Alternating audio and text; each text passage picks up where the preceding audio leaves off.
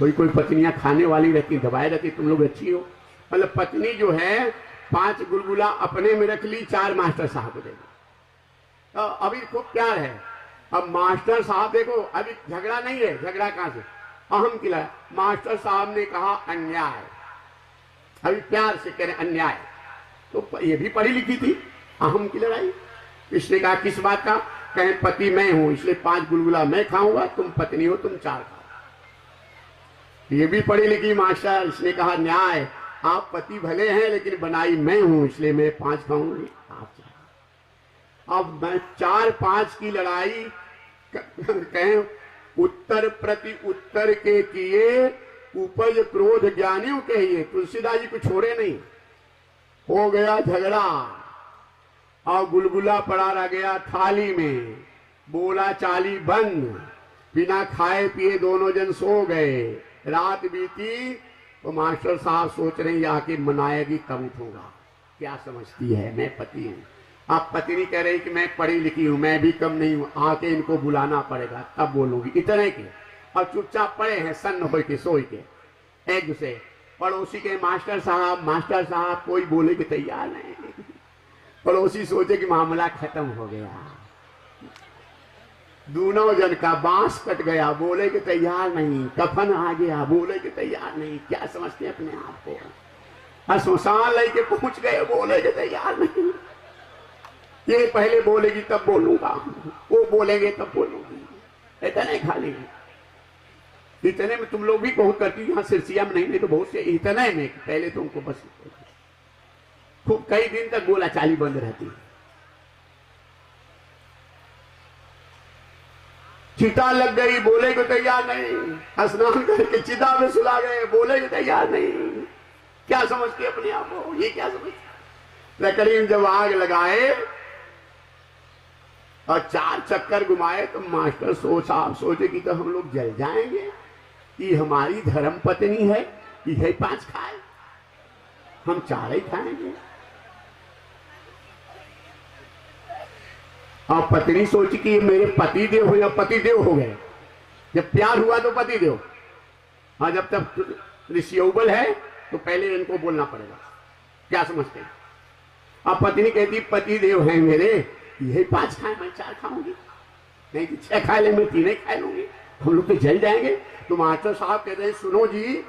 तो पति ने कहा हाँ जी, फट से बोले हाँ जी। तो मास्टर साहब का ऐसा करो तुम 5 खाना मैं 4। तो पति ने कहा नहीं आप 5 खाना मैं 4। अब ये बात हो रही है, लेकिन गांव के 9 लोग गए हैं श्मशान में। अब गांव के लोग जो गए घाट पर ही तो हाथ पांव कांपने लगा कि भूत हो गए हैं, हमको खाए बदे गिन रहे हैं।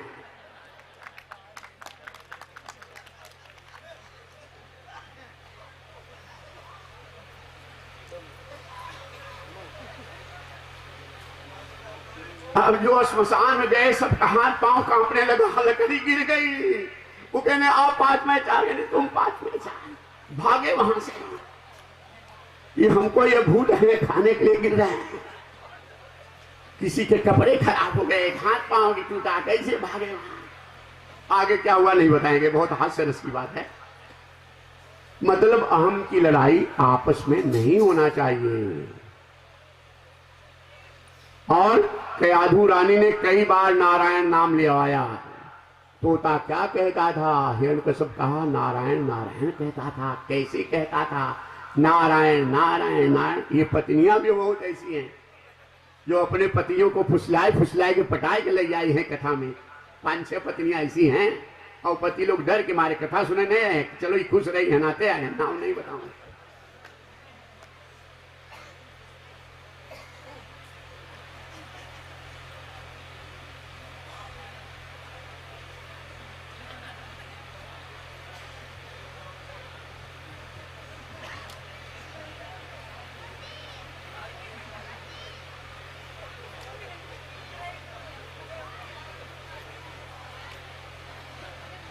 प्रेम से बोलो जय श्री कृष्ण।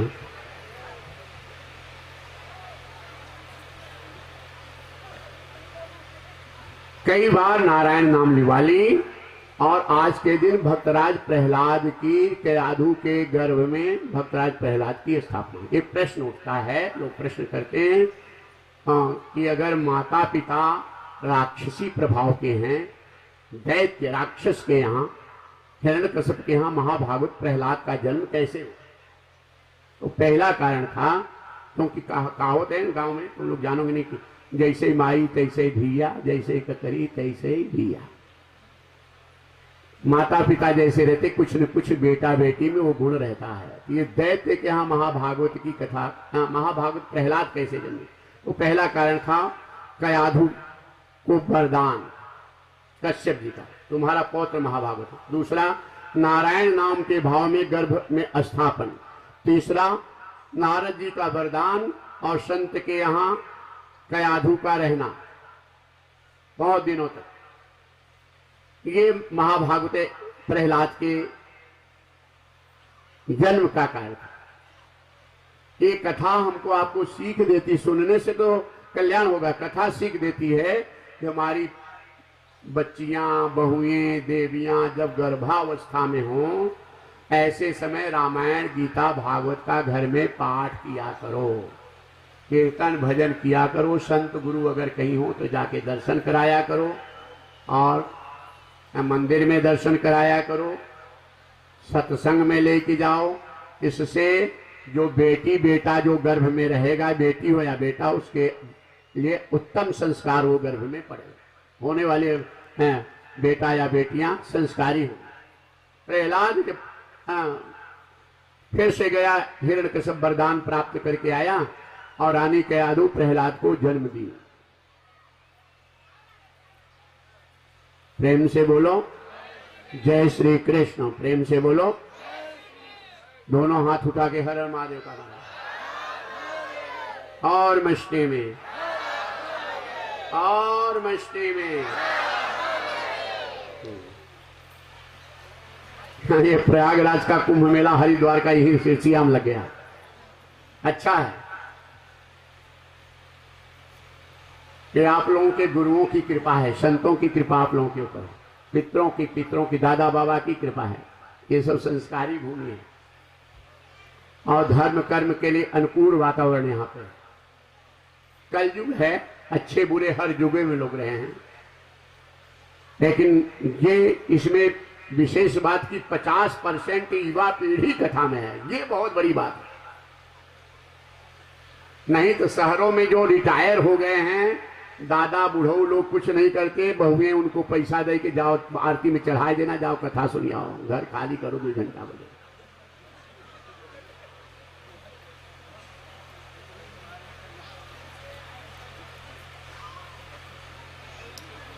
यहाँ पे युवा पीढ़ी, ये बहुत, ये क्षेत्र का भविष्य बहुत अच्छा आगे।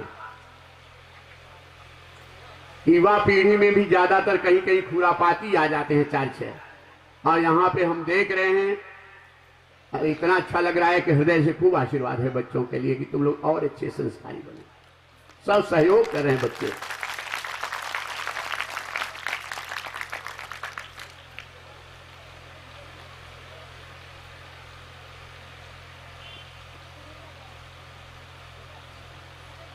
चंडामर्क की यहाँ 5 साल के हुए भक्तराज आज पढ़ने गए और अपना पूरा प्रभाव जमा दिए।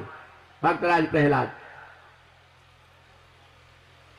क्लास के सारे बच्चों को कीर्तन, उस समय हिरण्यकश्यप का आदेश था, वो आतंकवाद, अभी आतंकवाद तो चोरी चोरी जा रहे हैं, वो आतंकवाद की पूरे पृथ्वी पे खुला आदेश था कि कोई माला पहने, चंदन लगाए, शंख बजाए, पूजा करे, यज्ञ करे तो उसे फांसी की सजा दी। देव धर्म के सारे स्कूल कॉलेज पूरे पृथ्वी पर, भारत में पूरे पृथ्वी पे बंद, वो समय था।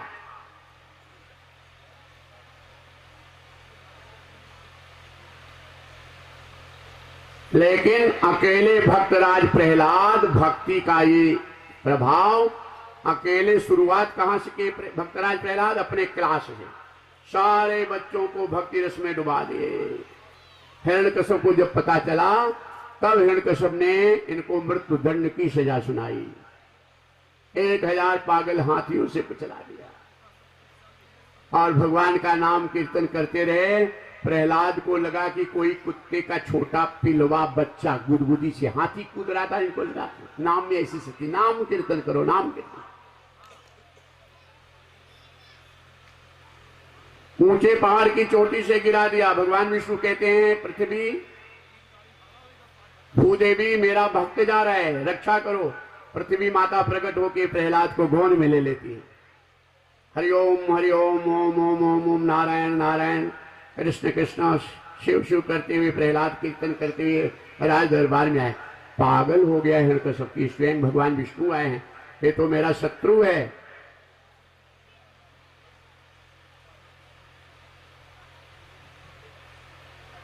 और भगवान विष्णु ही स्वयं कृपा करते थे, रक्षा कर रहे थे अपने प्रहलाद भक्त प्रहलाद की।